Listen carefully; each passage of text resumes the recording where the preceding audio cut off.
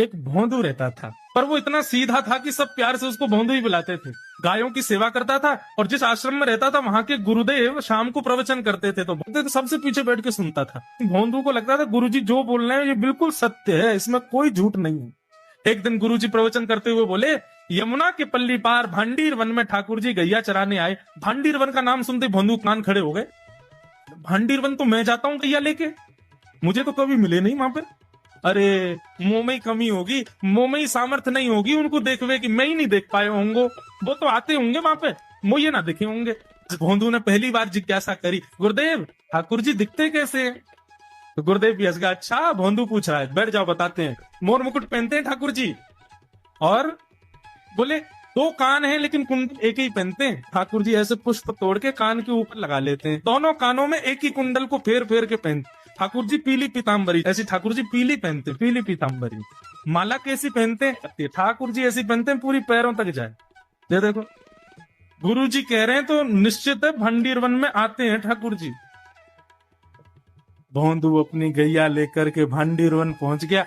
गैया चर रही थी, अब भोंदू ढूंढ रहा है, कभी वृक्ष के नीचे जाके देखे, कभी कहीं देखे, कभी ढूंढे कहीं से चंदन की सुगंधी आ जाए। गुरुजी बता रहे थे उनमें से चंदन की सुगंधी आती है, क्या पता कन्हैया यही कहीं हो।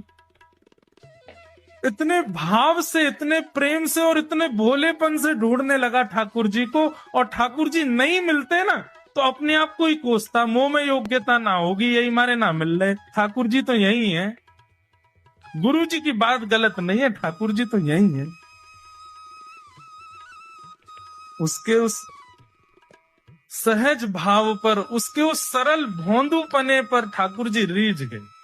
और इतने में ही भोंदू हताश निराश उदास बैठा था, खुद को कोस रहा था, मुंह में योग्यता ना है, मुंह ठाकुर जी मिलना है रहे। इतने में ही देखा सामने से असंख्य गायों का झुंड आ रहा है, और भोंदू ने जैसे उन गायों को देखा, ऐसी गाय कभी देखी नहीं, अलग गाय, सींग चमक रहे हैं, सींगों के ऊपर के भाग में सोने चांदी मड़े हुए हैं, ऐसी ऐसी सुंदर सुंदर तंदुरुस्त गैया।